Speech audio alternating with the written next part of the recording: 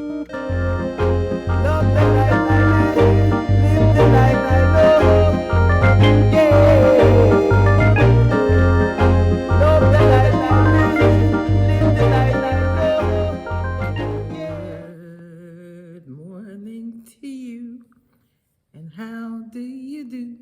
Good morning, good morning, good morning to you. I steal that from Meet the Mitchells. If you guys don't know who Meet the Mitchells are, go check them out. They are the newer version, the better version of the Cosbys, Caribbean style. Anywho, welcome back to Gem's Daughter. Thank you for pulling up. Pull up, pull up, pull up. Today's video is about how to qualify or what the requirements are to rent an apartment in Georgia. Ooh, this top makes me look. It's my fit for the day, for the day. So yeah, back to business. So this video is about the requirements that you need to meet when applying for an apartment in Georgia. So it can vary depending on the communities that you are dealing with the apartment communities that you're dealing with, but across the board, it's kind of the same. Questions that I would ask a leasing consultant before applying. How much is the rent? Are there any fees on top of the rent? Are there any admin fees? Are there any preferred employee discounts? When is my rent due? When is it considered late? How much are the late fees if my rent is late? Are there any referral fees? Are there any concessions? Are there any discounts? Do you have any programs that work with, income? Just ask. Just ask. These are the things that I would ask. Are there any surprise fees? You want to know these things before moving. What does my monthly rate look like? Included the utilities that are charged by this community on an average of the floor plan that you're getting. Are there parking fees? Are there parking restrictions? Are there parking fees for my guests? So there are so many things that you can ask so that you are so prepared when you're moving in. How much? Another great question. This is a great question. Now, if they tell you the truth is another thing, but a great question would be, what do your renewal rates look like at renewal time? What's the average cost that you guys go up on your renewals? Great question, because I've seen people move in 1 year, and because their renewal rates went up so much the next year, they moved out. So if you have an idea of how much your renewal rates could be, now it's never going to be the actual number until that year comes around when it's time to renew. But at least if you have an idea, like you can ask them, what's the highest you guys have ever gone up on a 2-bedroom at renewal time? You need to know this, because do you want to move every year because your rent is going to increase by 30% every year? So calculate that and figure out, like, can you afford that? If you plan on living in an apartment for 3 years and you know that the renewal rate is going to go up on an average of 30% every renewal year, what are you going to do about that? Are you going to stay and move, or are you... Another thing that you need to really keep in mind when applying for a unit is how much does the company require you to make to qualify. Most of the communities that I have come across are asking you to make 3 times the rent gross. Your annual gross must meet 3 times the rent. If you're not sure how to calculate that, the easiest way that I calculate it is I find out the amount of the apartment. So say for instance, the apartment is $13.99. Sorry, let me do this. So if the apartment is $13.99 a month, you are going to times that by 3. $13.99 times 3. That comes to $4,197. So that is the minimum amount that you would need to make per month, and that is your gross income. That is before taxes are taken. So keep that in mind, 3 times the rent.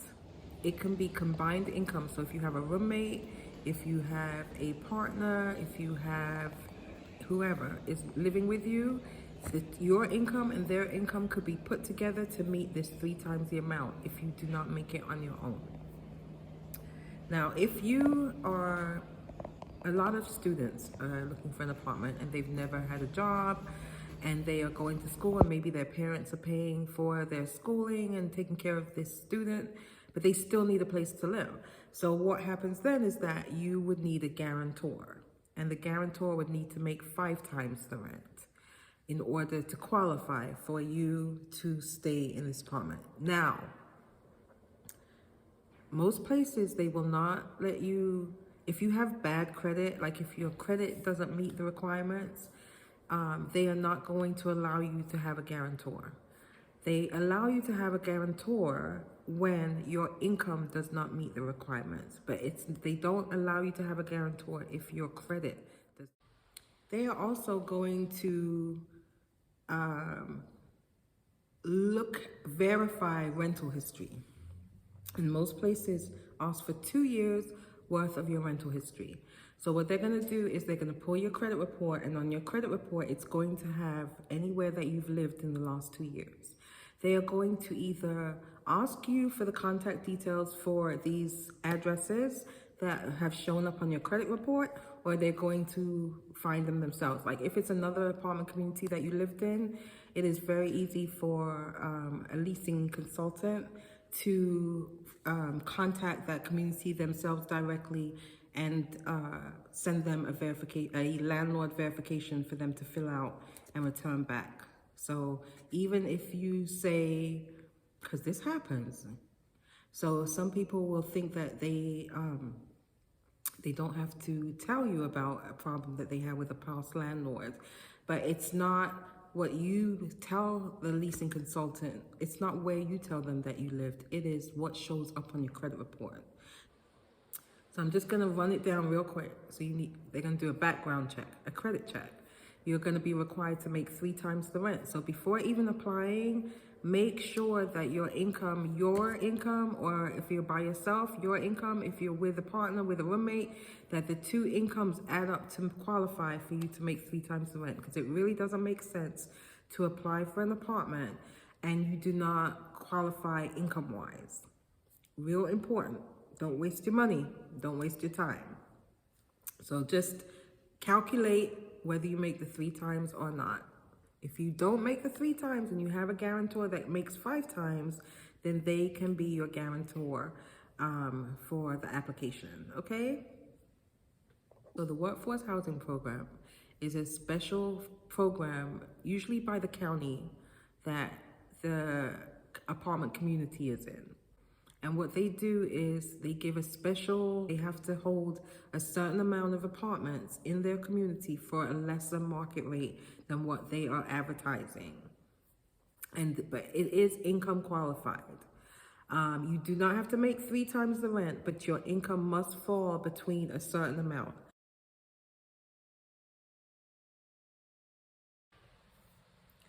So, if you like the video, subscribe to the video. If you love the video, like the video. So please don't forget to hit the like, subscribe, and hit that notification bell so you can always be updated on when I put out my videos so that you can pull up. So yeah, so just to recap, for the requirements to qualify for an apartment in Georgia would be: 1, they will ask you for a copy of your ID, front and back, copy of your social security card, front and back. They will ask that you meet the rental qualifications for the income, which will be 3 times the rent if you are an applicant. If you are a guarantor, it is 5 times the rent. They will more than likely do a background check and definitely a credit check. They will verify your employment with your employer. They will ask you for 1 month's worth of pay stubs. They will send the verification form over to your employer and ask them to fill it out. The form usually is a form that will ask when you were hired, what is your salary, what is your position, how many hours a month, a week do you work. So just verifying that you actually do work at the company. Now, a lot of people will complain and they will ask, why do you ask me for your pay stubs, but you still want to verify with somebody at my job? It's simple. It is because there is so much fraudulence going on out there. I see it all the time. People, you can buy pay slips, you could buy bank statements. So they are checking on you. And if you verify your employment, they are going to verify any landlord history for the last 2 years. Now, each community can vary. Some may ask for 1 year, some may ask for 2. But I would say on an average, it's about 2 years of rental history that they're checking. They're going to also send your landlords a verification form asking, when did you move in, when did you move out, how much rent did you pay, were you ever late, how many times were you late, did you have any NSFs, non-sufficient funds, where you wrote a check and there was not enough money in your on your check to cover it, so it was returned. They want to know how many of those you had, if you had any at all, and they want to know if you had any evictions. So if you've had any evictions, if you owe any monies to any landlords, if you have any bankruptcies, your application more than likely will be denied.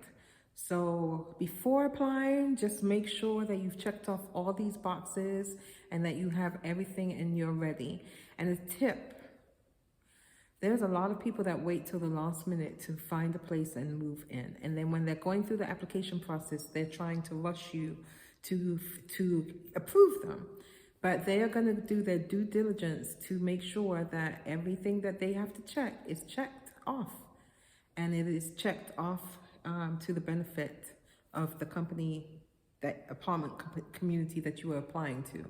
So if you want to be ready, I would say preparation steps to getting ready once you apply is to have your most recent pay stubs, to have a copy of your ID, a copy of your social security card, know who your supervisor is that is going, or your HR person that is going to do the rental verification for you. You're going to need their email address.